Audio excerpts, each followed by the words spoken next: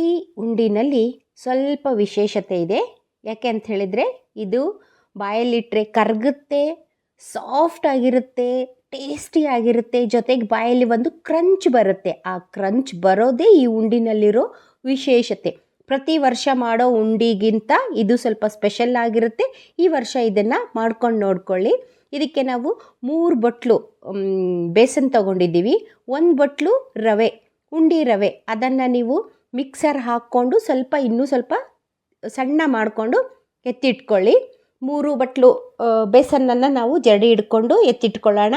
ಇದಕ್ಕೆ 2 ಬಟ್ಲು ತುಪ್ಪ ಬೇಕಾಗುತ್ತೆ. ಇದನ್ನು ನಾವು ಸ್ವಲ್ಪ ಹಾಕ್ಕೊಂಡು ಉಂಡಿ ಮುಗಿಯೋವರೆಗೂ ಇದನ್ನು ಮಧ್ಯೆ ಹಾಕ್ಕೊಂಡು ನಾವು ಯೂಸ್ ಮಾಡ್ತೀವಿ.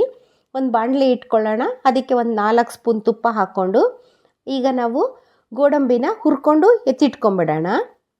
ಗೋಡಂಬಿ ಹುರಿದಾದ್ಮೇಲೆ ಇದೇ ತುಪ್ಪಕ್ಕೆ ನಾವೇನು ಮಾಡ್ತೀವಿ ಅಂದರೆ ಮಿಕ್ಸರ್ ಮಾಡಿಟ್ಕೊಂಡಿರೋ ರವೆನ ಹಾಕ್ಕೊಂಡು ಹುರ್ಕೊಳ್ಳೋಣ. ರವೆನ ನೀವು ಚೆನ್ನಾಗಿ ಹುರ್ಕೊಳ್ಳಿ, ಕೆಂಪಗಾಗೋವರೆಗೂ ರವೆನ ಹುರ್ಕೊಂಡು ರವೆನ ಎತ್ತಿಟ್ಕೊಳ್ಳೋಣ. ಸೊ ಈ ಉಂಡೆ ಸಾಂಪ್ರದಾಯಿಕವಾದ ಉಂಡೆ. ಇದಕ್ಕೆ ಒಂದು ಟ್ವಿಸ್ಟ್ ಅಂತ ಹೇಳಿದ್ರೆ ಈ ರವೆಯಿಂದ ಬರೋ ಕ್ರಂಚು, ಇದು ತುಂಬ ಟೇಸ್ಟಿಯಾಗಿರುತ್ತೆ. ಈ ವರ್ಷಕ್ಕೆ ಇದನ್ನು ಮಾಡ್ಕೊಂಡು ನೋಡ್ಕೊಳ್ಳಿ, ತುಂಬ ಟೇಸ್ಟಿಯಾಗಿರುತ್ತೆ.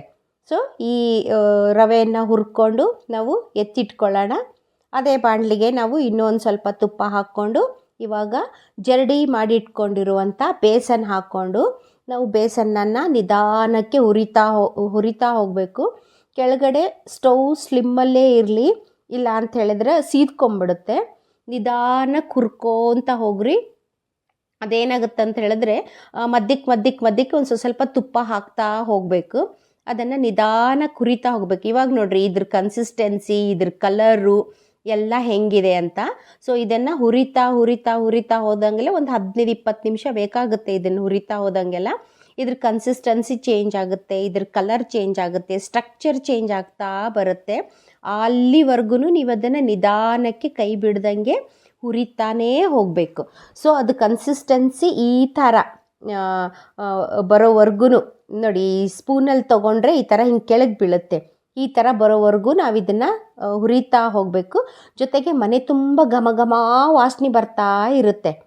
ಸೊ ಈಗ ಏನು ಮಾಡಬೇಕು ಅಂತ ಹೇಳಿದ್ರೆ, ಈಗ ನಾವು ಹುರಿದಿಟ್ಕೊಂಡಿರೋ ರವೆಯನ್ನು ಹಾಕಿ ಮತ್ತೆ ನಾವು ಇದನ್ನು ಸ್ವಲ್ಪ ಹೊತ್ತು ಹುರ್ಕೋಬೇಕು.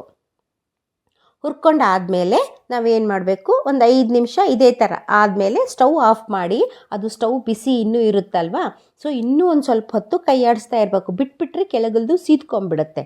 ಸೊ ಇದಕ್ಕೆ ನಾವು 2.5 ಬಟ್ಲು ಸಕ್ಕರೆ ತೊಗೊಂಡಿದ್ದೀವಿ. 2 ಬಟ್ಲು ತುಂಬ ಸ್ವೀಟ್ ಕಡಿಮೆ ತಿನ್ನೋರು 2 ಬಟ್ಲು ತೊಗೋತಾರೆ. ಇಲ್ಲಿ 2.5 ಬಟ್ಲು ತೊಗೊಂಡಿದ್ದೀನಿ. ಟೇಸ್ಟಿಯಾಗಿರುತ್ತೆ 2.5 ಬಟ್ಲು ಸಕ್ಕರೆ. ಅದನ್ನು ನಾವು ಮಿಕ್ಸರ್ಗೆ ಹಾಕ್ಕೊಂಡು ಸಣ್ಣ ಮಾಡಿಟ್ಕೋಬೇಕು. ಆವಾಗ ನಮಗೇನಾಗುತ್ತೆ ಅಂದರೆ ಕಲಿಸ್ಕೊಳ್ಳೋಕ್ಕೆ ತುಂಬ ಈಸಿ ಆಗುತ್ತೆ. ಈ ಮಿಕ್ಸ್ ಮಾಡಿಟ್ಕೊಂಡು ಹುರಿದಿಟ್ಕೊಂಡಿರೋ ಮಿಕ್ಸರು ಸ್ವಲ್ಪ ಆರಬೇಕು. ಆರಿದ್ಮೇಲೆ ಅದಕ್ಕೆ ನಾವು ಸಕ್ಕರೆ ಹಾಕ್ಕೊಂಡು ಏಲಕ್ಕಿ ಪುಡಿ ಹಾಕ್ಕೊಂಡು ಅದನ್ನು ಸ್ವಲ್ಪ ಚೆನ್ನಾಗಿ ಕಲಕಿಸ್ಕೋಬೇಕು. ಆದಮೇಲೆ ಅದನ್ನೊಂದು ದೊಡ್ಡ ಪರಾತಕ್ಕೆ ಹಾಕ್ಕೊಂಡು ನೀವು ಕೈಯಿಂದ ಚೆನ್ನಾಗಿ ಅದನ್ನು ಮಿಕ್ಸ್ ಮಾಡಬೇಕು. ಸ್ಪೂನಿಂದ ಎಲ್ಲ ಮಿಕ್ಸ್ ಆಗಲ್ಲ, ನೀವು ಕೈಯಿಂದ ಚೆನ್ನಾಗಿ ಮಿಕ್ಸ್ ಮಾಡ್ಕೊಳ್ಳಿ. ನೋಡಿ ಈ ಥರ ತೋರಿಸ್ತಾ ಇದ್ದೀನಿ. ಇವಾಗ ದೊಡ್ಡ ಪರಾತ್ ತೊಗೊಂಡು ಅದನ್ನು ಕೈಯಿಂದ ಮಿಕ್ಸ್ ಮಾಡ್ಕೊಳ್ಳಿ.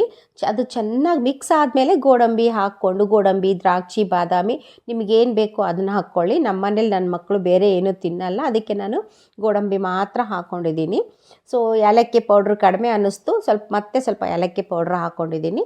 ಎಲ್ಲ ಹಾಕ್ಕೊಂಡ್ಮೇಲೆ ನಮಗೆ ಉಂಡೆ ತಿನ್ನೋದಕ್ಕೆ ರೆಡಿ ಇರುತ್ತೆ.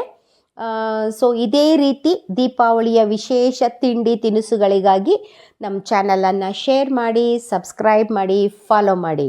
ಸೊ ಮೊದಲಿನ ವಿಡಿಯೋದಲ್ಲಿ ನಾನು ಹೇಳ್ದಾಗೆ, ಸೊ ನಿಮ್ಮ ಸಹಕಾರ, ನಿಮ್ಮ ಸಬ್ಸ್ಕ್ರಿಷನ್ನು, ನಿಮ್ಮ ಶೇರು, ನಿಮ್ಮ ಲೈಕು ಸೊ ನಿಮ್ಮ ಮನೆ ಮಗಳನ್ನು ಬೆಳೆಯೋದಕ್ಕೆ ಸಹಾಯ ಮಾಡುತ್ತೆ. ಸೊ ದಯವಿಟ್ಟು ನಮ್ಮ ಚಾನಲನ್ನು ಶೇರ್ ಮಾಡಿ, ಸಬ್ಸ್ಕ್ರೈಬ್ ಮಾಡಿ, ಲೈಕ್ ಮಾಡಿ. Thank you.